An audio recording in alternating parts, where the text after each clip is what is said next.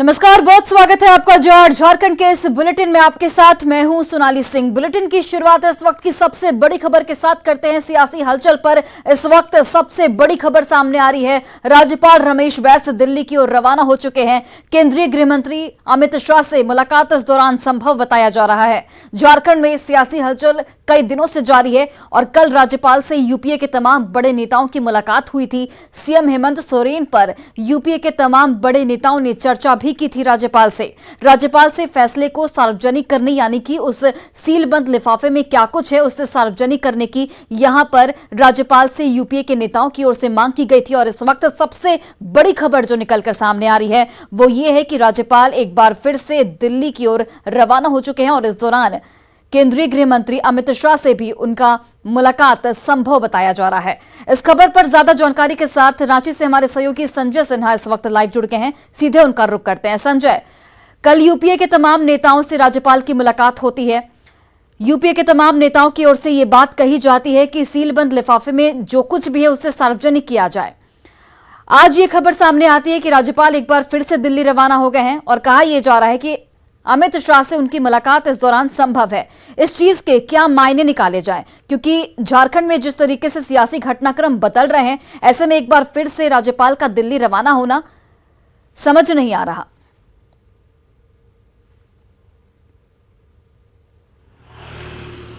देखिए, झारखंड में सियासी गति इस समय काफी ज्यादा तेज है। कल जिस तरीके से यूपीए की ओर से नेताओं ने जाकर के, प्रतिनिधिमंडल ने जाकर राजभवन में एक ज्ञापन सौंपा। ज्ञापन के जरिए मांग की कि जो भी भारत निर्वाचन आयोग से जो भी निर्देश आया, कृपया आप उसको अपने स्तर से सार्वजनिक कीजिए, जानकारी दीजिए। राज्यपाल ने कहा है कि जल्द उसे जारी किया जाएगा, लेकिन उससे पहले जरूरत इस बात की है कि पहले इससे जो लीगल एक्सपर्ट्स हैं, विधि सलाहकार, हम उनसे पहले राय मशवरा करेंगे, उसके बाद तमाम चीजों को सामने किया जाएगा। उसी को लेकर के राज्यपाल इस समय दिल्ली रवाना हो चुके हैं। दिल्ली जाएंगे। दिल्ली में आपको जैसा कि बताया जा रहा है कि वहां तो ठीक है, केंद्रीय गृह मंत्री अमित शाह से मुलाकात तो करेंगे ही, लेकिन जो चिट्ठी भारत निर्वाचन आयोग से मिली है उस पर लीगल एक्सपर्ट से भी राय लेंगे, क्या कुछ होना चाहिए, क्योंकि यही भरोसा उन्होंने यूपीए के नेताओं को भी दिया है। और कल जिस तरीके से यहाँ पर राजधानी में सियासी गतिविधियां तेज रही और एक तरफ जहां आपको कैबिनेट की बैठक चलती रही, दूसरी ओर राजभवन में यूपीए के नेताओं ने राज्यपाल से मुलाकात की। राज्यपाल ने भरोसा दिया कि जो भी चीजें होंगी वो कानून सम्मत होगा, लेकिन मुझे भी जरूरत है कि हम इस चिट्ठी पर एक बार जो केंद्रीय निर्वाचन आयोग से मुझे मिली है उस पर हम लीगल एक्सपर्ट से राय लें और राय लेने के बाद जो कानून सम्मत होगा उसे जारी किया जाएगा। लेकिन सबसे बड़ी चीज ये है कि इस समय स और मात का खेल चल रहा है राजधानी रांची में। आप देख सकते हैं कि जिस तरीके से कैबिनेट की बैठक हुई, कैबिनेट के बैठक में तमाम लोक लुभावन जो प्रस्ताव हैं, एक तरीके से प्रोजेक्ट भवन में जिस तरीके से सरकार के पक्ष में नारेबाजी हुई, यहाँ एक तरह फिर राजभवन यूपीए नेताओं का मिला, तमाम चीजें बता रही हैं कि जो सत्ता पक्ष है वो भी एक एक कदम फूंक कर चल रहा है। ये मैसेज देने की कोशिश कर रहा है विपक्ष को कि हम झुकेंगे नहीं। और जो माइंड गेम है, सीधे आप इसको माइंड गेम से समझिए कि माइंड गेम ही खेला जा रहा है। माइंड गेम में जनता का ध्यान अपनी ओर खींचने की पूरी कोशिश है, साथ ही जो लीगल चीजें हैं उसे भी साथ लेकर चला जा रहा है। ये कहीं कोई चूक ना हो जाए दोनों ओर से। जी संजय, ऐसे में क्या माना जाए और कितना वक्त लग सकता है राज्यपाल को फैसला लेने में, क्योंकि 5 सितंबर को विधानसभा का विशेष सत्र बुलाया गया है। क्या ये माना जाए कि विशेष सत्र से पहले फैसला लिया जा सकता है या फिर और देरी हो सकती है?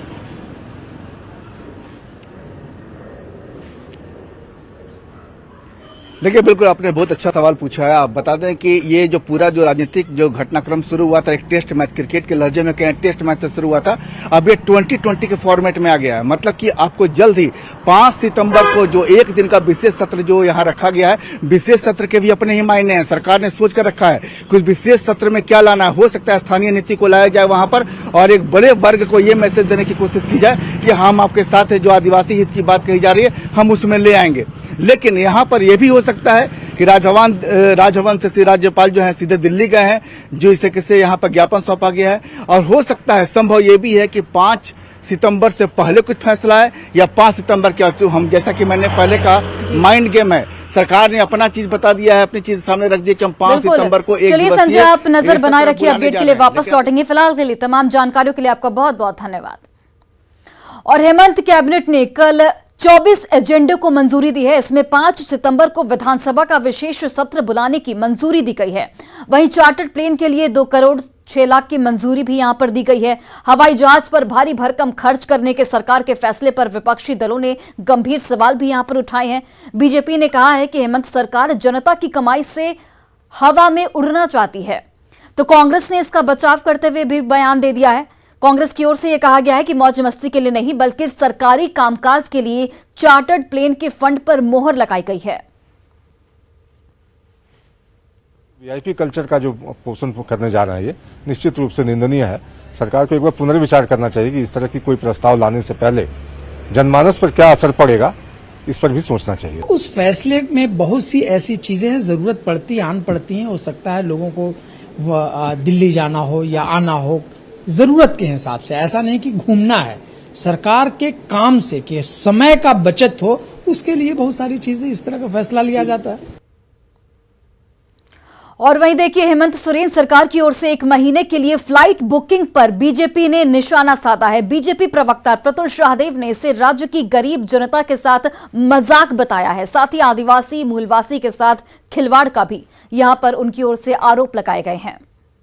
शौकीन लोगों की सरकार है। कोरोना काल में जब पूरे झारखंड के पास फंड की कमी थी, तो उस समय मुख्यमंत्री के कारकेड में मर्सिडीज आया, फिर BMW आया, रेंज रोवर आया, मंत्रियों के लिए चमचमाती नई फॉर्च्यूनरें आई और मंत्रियों के लिए 70 करोड़ रुपए में बंगले बन रहे हैं और ये कहते हैं फंड नहीं है हमारे पास। 1 महीने के लिए उन्होंने जेट एयरवेज का फ्लाइट बुक किया है। तो ये क्यों किया इन्होंने? आखिर इनको कहां जाना था? पूरे देश की ये तीर्थ यात्रा करेंगे या पर्यटन यात्रा करेंगे, या अब तीर्थ यात्रा के लिए पूरी जो सरकार है वो बैंकॉक जाने का प्लान कर रही है? इस देश की गरीब जनता, इस प्रदेश की गरीब आदिवासी मूलवासी इस बात का जवाब जानना चाहते हैं कि मुख्यमंत्री जी, पूरे महीने के लिए एक चार्टर फ्लाइट को आपने क्यों बुक किया, वो भी उस प्रदेश में जहां के आदिवासी मूलवासी अभी भी गरीबी से संघर्ष कर रहे हैं। और इस वक्त एक बड़ी खबर रायपुर से सामने आ रही है, जहां पर मेफेयर रिसोर्ट के बाहर बैरिकेटिंग की जा रही है। पुलिस की ओर से मेफेयर रिसोर्ट के बाहर बैरिकेटिंग की जा रही है। सुरक्षा के दृष्टिकोण से बैरिकेटिंग इस वक्त की जा रही है। रिसोर्ट में झारखंड के 29 विधायक इस वक्त मौजूद हैं। बांस और बल्लों से यहां पर बैरिकेटिंग की जा रही है, यानी कि घेराबंदी यहां पर पुलिस की ओर से लगातार जारी है।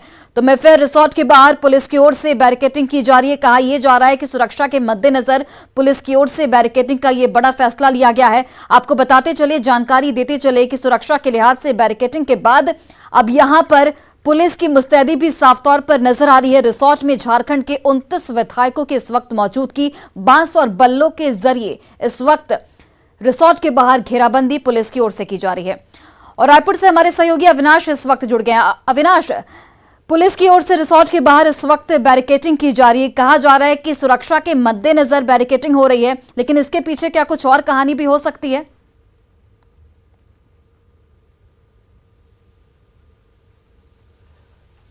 रायपुर के इस जगह पर अगर आप पीछे देखें, जो बैरिकेटिंग हो रही है, इस बैरिकेटिंग का खास महत्व है। मेफेयर रिसोर्ट के बाहर मैं खड़ा हूं और अंदर, इस रिसोर्ट के अंदर अगर हम बात करें तो 29 विधायक हैं। जिस बैरिकेडिंग को इस वक्त आप देख रहे हैं तस्वीरों के माध्यम से, जिस सुबह से ये काम शुरू हुआ है और लगभग अगर आप देखें 2 दर्जन से ज्यादा मजदूर इस वक्त इस बांस और बल्लों को लगाने में सुबह से ही जुटे हैं। जो रास्ता है, सामने से जो रास्ता अंदर की ओर जाता है, उसी रास्ते को रोकने का प्रयास है। मतलब गाड़ियां जा सकती हैं, लेकिन बैरिकेडिंग इस तरह से की जा रही है कि अगर कोई भीड़ अंदर आना चाहती है तो उसे आसानी से रोका जा सके। मैंने भीड़ का जिक्र इसलिए किया है कि जो जानकारी आ रही है, उस जानकारी के मुताबिक यहां छत्तीसगढ़ पुलिस को जो सूचना है कि हो सकता है जो यहां मुख्य विपक्षी दल है, बीजेपी के लोग यहां प्रदर्शन करने के लिए आ सकते हैं। तो एक जो सूचना मिली है और सूचना के बाद से ये हलचल है, ये तैयारी है पुलिस की। अगर आप गाड़ी पर भी देखें तो किस तरह से बड़ी संख्या में कैसे लोगों को रोका जाए, अगर कोई भीड़ आती है तो उसके लिए जो बैरिकेडिंग की जो व्यवस्था होती है वो यहाँ देखने को मिल रही है कि कैसे यहाँ पर गाड़ियों पर सवार करके लाकर यहाँ पर काम किया जा रहा है। जो पुलिस के भी जो जवान हैं वो मीडिया को देखकर दूर भाग रहे हैं, कोई बात करना नहीं चाहता है। लेकिन सुबह से तमाम लोग मजदूर काम कर रहे हैं। कितना बजे आए थे भैया? कितना बजे से काम कर रहे हैं? 7 बजे से कहाँ से आए हैं आप लोग? नहीं, रायपुर से हैं कि कहीं बाहर से आए हैं? जी रायपुर से। रायपुर से हैं। देखिए, ये कह रहे हैं कि सुबह 7 बजे से हम लोग ये काम कर रहे हैं और रायपुर से आए हैं। इनको जो जानकारी दी गई है कि इस पूरे रास्ते को यहाँ से लेकर वहां तक अगर आप देखें तो इसे इस लायक बना देना है, इस तरह से बैरिकेडिंग करनी है कि कोई भी व्यक्ति अंदर नहीं आ सके। ये लेटेस्ट अपडेट है। जिस तरह से झारखंड में भी ताजा अगर आप देखें, जिस तरह से लगातार चेंजेस हो रहे हैं, राज्यपाल दिल्ली रवाना हो चुके हैं, विशेष सत्र बुलाया गया है और यहाँ जो आज मंत्री वापस झारखंड से आने वाले थे, जो सूचना आ रही है कि संभवतः वो नहीं आएंगे और इसकी भी एक तैयारी है। जो यहाँ पुलिस के अधिकारी हैं उनसे भी जरा जानते हैं। सर, कोई सूचना है क्या? कोई भीड़ उड़ आएगी इसलिए आप लोग ये तैयारी कर रहे हैं? कोई सूचना होगी? कोई सूचना है सर? कोई सूचना है इसलिए आप लोग तैयारी कर रहे हैं?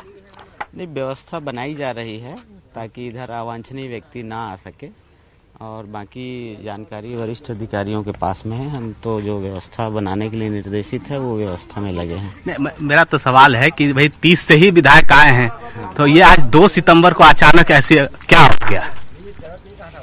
अब ये जैसे जैसे समय होता है उस हिसाब से व्यवस्था को परिवर्तित किया जाता है, मजबूत किया जाता है। ये उसी तरह की है। कोई सूचना भी होगी जरूर आपके पास, आपके तो सूचना तंत्र मजबूत होते हैं। कैसी सूचना की बात कर रहे हैं? मैं अगर कहूं कि कोई विपक्षी दल के लोग यहाँ कोई प्रदर्शन करने आए, जैसा कि एक दिन 7 लोग तो घुस गए थे, आकर वहाँ गेट पर प्रदर्शन कर रहे थे। ऐसा हो सकता है, उसी लिहाज से कुछ व्यवस्था बनाई जा रही है। देखिए, इन्होंने सही कहा और हमने उस तस्वीर को भी इससे पहले हमने अपने दर्शकों तक पहुंचाया था कि किस तरह से 7 ऐसे लोग थे जो अंकिता, जो मामला घटनाक्रम है उस मामले में यहाँ पहुंचे थे और प्रदर्शन किया था मुख्य द्वार के पास आकर। अब जो जानकारी आ रही है कि अगर इस तरह की कोई तैयारी यहाँ बीजेपी के द्वारा, कोई दल के द्वारा अगर की जा रही है तो उसे उस भीड़ को मुख्य द्वार तक जाने से कैसे रोका जा सके, ये एक तस्वीर और ये एक तैयारी आप इस माध्यम से समझ सकती हैं। बिल्कुल। चलिए अविनाश, बहुत बहुत धन्यवाद तमाम जानकारियों के लिए। आप नजर बनाए रखिए। बड़ी खबर आपको खूंटी से बताते चले, जहां पर खूंटी के अड़की थाना क्षेत्र में 3 लोगों की सामूहिक हत्या कर दी गई। मधातू पंचायत के कुदलेबे गांव की ये पूरी घटना बताई जा रही है, जहां गांव की ग्राम प्रधान, उसके बेटे और बहू की सामूहिक तौर पर हत्या कर दी गई है। मृतकों में ग्राम प्रधान मुड़ा मुंडा, उसका बेटा सिंगा मुंडा और बहू सीदीमा देवी शामिल हैं।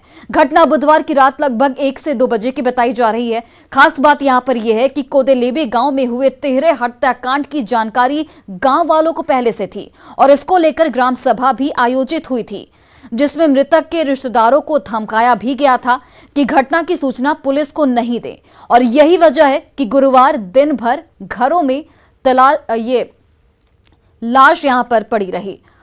और इस खबर पर ज्यादा जानकारी के साथ हमारे सहयोगी ओम प्रकाश इस वक्त जुड़ गए। ओम प्रकाश, ग्रामीणों को इस घटना की पहले से जानकारी थी, सभा भी बुलाई गई थी जिसको लेकर पुष्टि भी हुई है और इसमें मृतक के रिश्तेदारों को धमकाया भी गया था कि घटना की सूचना पुलिस को नहीं दे। आखिर इसके पीछे की वजह क्या कुछ है, क्या जानकारी आपके पास? जी, जो जानकारी आ रही है कहीं ना कहीं पूरा मामला जो है वो अंधविश्वास से जुड़ा हो सकता है। हालांकि पुलिस फिलहाल मामले की जांच की बात कर रही है और घटना को लेकर पुलिस का कहना है कि जो तमाम चीजें हैं उसका आकलन के बाद ही तमाम चीजें स्पष्ट हो पाएंगी।